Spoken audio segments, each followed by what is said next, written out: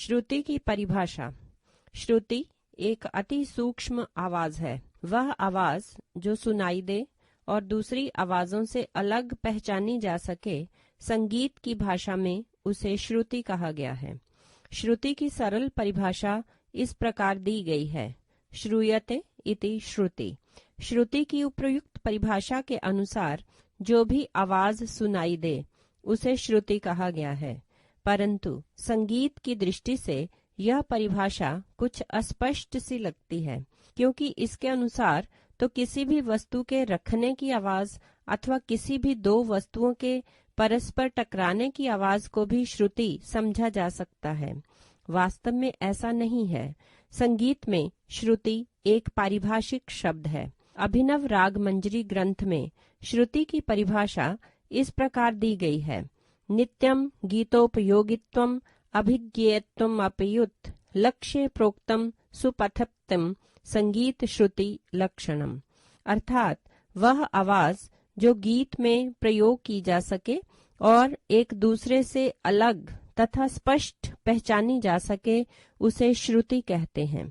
श्रुति की इस परिभाषा के अनुसार श्रुति को गीतोपयोगित्व अर्थात गीत में प्रयोग होने वाला होना चाहिए और अभिज्ञेयत्व अर्थात एक दूसरे से अलग तथा स्पष्ट पहचाना जाने वाला होना चाहिए।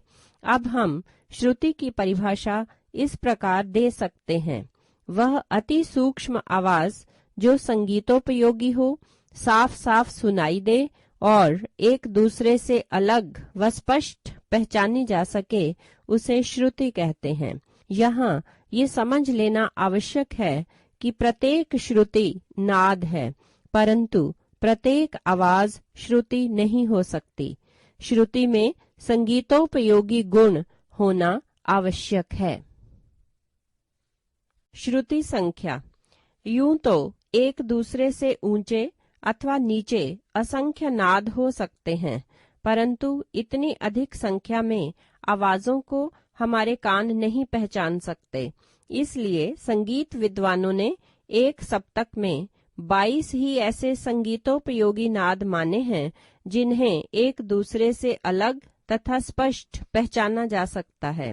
संगीत में इन 22 अलग अलग नादों को श्रुति कहा गया है। इस प्रकार श्रुतियों की संख्या 22 मानी गई है। इन 22 श्रुतियों के नाम इस प्रकार हैं: पेज 14, नंबर 1 तीव्रा, नंबर 2 कुमुदती, नंबर 3 मंदा, नंबर 4 छंदोवती, नंबर 5 दयावती, नंबर 6 रंजनी, नंबर 7 रक्तिका, नंबर 8 रौद्रा, नंबर 9 क्रोधी, नंबर 10 वज्रिका, नंबर 11 प्रसारिणी, नंबर 12 प्रीति, नंबर 13 मार्जिनी, नंबर 14 क्षिति, नंबर 15 रक्ता, नंबर 16 संदीपिनी, नंबर 17 अलापिनी, नंबर 18 मंदती, नंबर 19 रोहिणी, नंबर 20 रम्या, नंबर 21 उग्रा, नंबर 22 क्षोभिणी। पंडित भात खंडे के कथनानुसार वास्तव में इन 22 छोटे छोटे स्वरों को ही श्रुति कहा जाता है। गायन और वादन में इन 22 श्रुतियों का प्रयोग करना कठिन है, इसलिए इन 22 श्रुतियों में से केवल 12 श्रुतियों को चुनकर उन्हें स्वर नाम दिया गया है। कहने का अभिप्राय है कि इन 22 श्रुतियों में ही हमारे 12 स्वर, 7 शुद्ध जमा 5 विकृत विद्यमान हैं। भारतीय संगीत जिसको 7 स्वरों पर आधारित माना गया है, वास्तव में इन 22 श्रुतियों पर आधारित है। चैप्टर 4 सप्तक। स रे ग म प ध नी। संगीत में इन 7 स्वरों के क्रमानुसार समूह को सप्तक कहा जाता है। साधारण भाषा में भी सप्तक का अर्थ है 7। संगीत में स्वर सप्तक का अभिप्राय 7 स्वरों के नियमित क्रम से है, जैसे स रे ग म प ध नी। यह एक सप्तक है। इस प्रकार एक सप्तक में 7 स्वर होते हैं, परंतु इन 7 स्वरों में ही 5 स्वरों के विकृत रूप भी शामिल होते हैं। इसलिए यदि कहा जाए कि एक सप्तक में 7 शुद्ध और 5 विकृत कुल 12 स्वर होते हैं तो कुछ गलत नहीं होगा। स, रे, ग, म, प, ध, नी शुद्ध 7 स्वरों के कारण ही इसे सप्तक कहा गया है, क्योंकि विकृत स्वर इन स्वरों के ही दूसरे रूप होते हैं। स से नी तक एक सप्तक होता है। नी के पश्चात फिर स से अगला सप्तक प्रारंभ हो जाता है। इस अगले सप्तक का प्रत्येक स्वर पहले सप्तक के स्वरों से दुगुना ऊंचा होता है। इस प्रकार असंख्य सप्तक बनाए जा सकते हैं, परंतु व्यवहार में संगीत विद्वानों ने केवल 3 सप्तक ही माने हैं। एक साधारण मनुष्य की आवाज 3 प्रकार की हो सकती है। एक तो मनुष्य की साधारण आवाज होती है। जब साधारण बोलचाल की आवाज से ऊंचा उच्चारण किया जाता है तो ऊंची आवाज होती है। इसी प्रकार साधारण आवाज से जब नीचा उच्चारण किया जाता है तो वह नीची आवाज होती है। इस प्रकार एक साधारण मनुष्य की आवाज 3 सप्तकों से अधिक नहीं घूम सकती। इसलिए संगीत विद्वानों ने सप्तक 3 ही माने हैं, जो इस प्रकार हैं। नंबर 1 मंद्र सप्तक, नंबर 2 मध्य सप्तक, नंबर 3 तार सप्तक। मंद्र सप्तक जब साधारण बोलचाल की आवाज से दुगनी नीची आवाज में गाया या बजाया जाता है तो उसे मंद्र सप्तक की आवाज कहते हैं। इस सप्तक के स्वरों की आवाज भारी और मोटी होती है। इस सप्तक के स्वरों को गाने से हृदय पर जोर पड़ता है।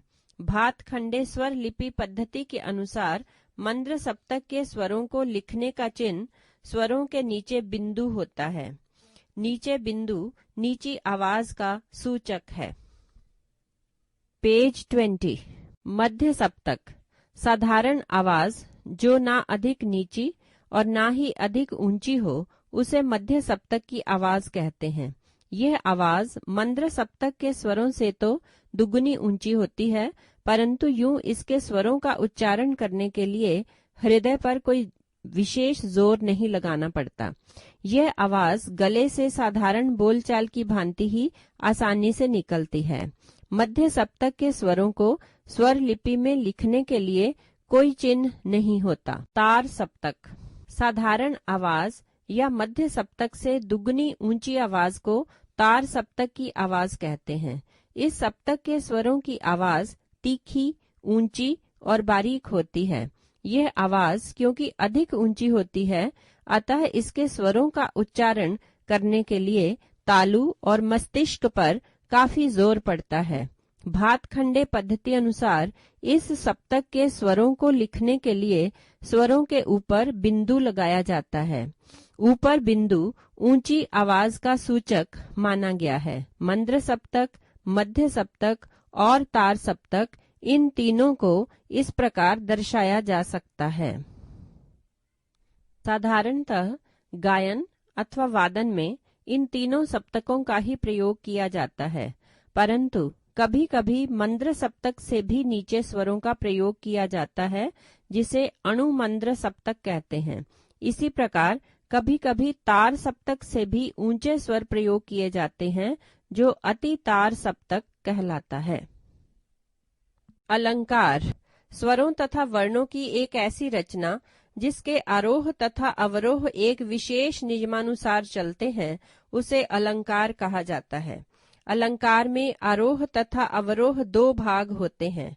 अलंकारों में 2, 3, 4 अथवा इससे भी अधिक स्वरों का एक विशेष चलन निश्चित कर लिया जाता है और इसके आरोह के सभी स्वर समुदाय उसी चलन या नियम का पालन करते हुए चलते हैं। स्वरों का जो क्रम अलंकारों के आरोह में होता है, उसके उल्टा क्रम अवरोह में रखा जाता है। जैसे यदि आरोह सा रे गा मा है तो अवरोह मा गा रे सा होगी। इसी कारण अलंकार को पलटा भी कहा जाता है। पेज 39 इसी कारण अलंकार को पलटा भी कहा जाता है। अलंकारों की रचना करते समय स्वरों की संख्या के लिए कोई विशेष नियम नहीं होता। स्वरों की संख्या और क्रम को इच्छानुसार नियमबद्ध कर लिया जाता है। अलंकार रचना की उपर्युक्त विशेषताओं के आधार पर अलंकार की परिभाषा इस प्रकार दी जा सकती है कि नियमबद्ध स्वर समुदाय को अलंकार कहा जाता है।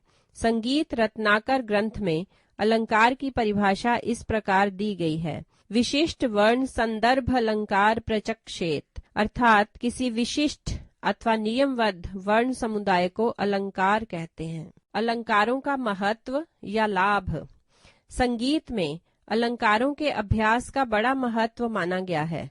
अभिनव राग मंजरी ग्रंथ में अलंकारों की महिमा इस प्रकार दी गई है। शशिना रहितेव निशा विजलेव नति लता विपुष्पेव अभिभूषितेव कांता गीति अलंकारहीना स्यात्, अर्थात जिस प्रकार चंद्रमा के बिना रात्रि, जल के बिना नदी, पुष्प रहित लता और आभूषण के बिना स्त्री शोभा नहीं देती, उसी प्रकार अलंकार के बिना गीत भी शोभा नहीं देता। साधारण भाषा में अलंकार का अर्थ आभूषण या गहने हैं, जो स्त्री की सजावट के प्रतीक हैं। जिस प्रकार आभूषणों से स्त्री का श्रृंगार होता है, उसी प्रकार अलंकारों के अभ्यास से गायन की शोभा बढ़ती है। अलंकारों के अभ्यास से निम्नलिखित लाभ प्राप्त होते हैं। नंबर 1, अलंकारों के अभ्यास से गला भली भांति तैयार हो जाता है और गायन में मिठास पैदा होती है। इसी प्रकार वादक का हाथ भी वाद्यानुकूल सध जाता है और हाथ तैयार हो जाता है। नंबर 2, अलंकारों के अभ्यास से स्वर ज्ञान और लय ज्ञान बढ़ता है। नंबर 3, अलंकारों के अभ्यास से कल्पना शक्ति का विकास होता है, जिससे उपज होती है। नंबर 4, राग विस्तार करते समय आलाप और तानों की रचना में पर्याप्त सहायता मिलती है। नंबर 5, गाते या बजाते समय विभिन्न रागों में इन अलंकारों के प्रयोग से राग की सुंदरता को बढ़ाया जा सकता है। वास्तव में अलंकारों का मुख्य लक्ष्य ही यही है। अलंकारों के इतने महत्व को देखते हुए संगीत सीखने वाले प्रत्येक विद्यार्थी के लिए अलंकारों का अभ्यास करना आवश्यक समझा गया है। प्रारंभ में शुद्ध स्वरों के और तत्पश्चात कोमल तीव्र स्वरों के अलंकार तैयार किए जाने चाहिए। निम्न कुछ अलंकार विद्यार्थियों के अभ्यास के लिए दिए गए हैं। पेज 40। नंबर 1, आरोह सारे गामा पाधा नीसा। अवरोह सानी धापा मागा रेसा। नंबर 2, आरोह सासा रे रे गागा मामा पापा धाधा नीनी सासा। अवरोह सासा नीनी धाधा पापा मामा गागा रे रे सासा। नंबर 3, आरोह सा रे गा मा पा धा नी सा। अवरोह सा नी ध प मा गा रे सा। नंबर 4, आरोह सा रे गा पा नी ध सा। अवरोह सा नी ध पा मा रे ग सा। नंबर 5, आरोह सा रे गा मा पा धा नी सा। अवरोह सा नी ध प मा गा रे सा। नंबर 6, आरोह सा रे गा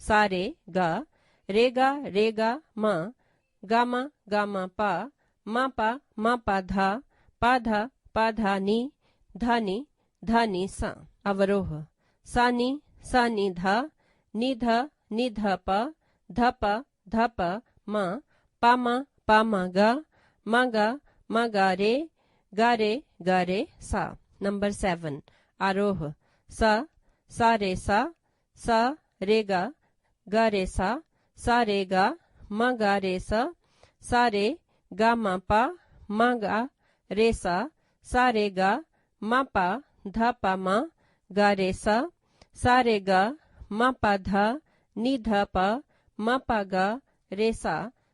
गा पा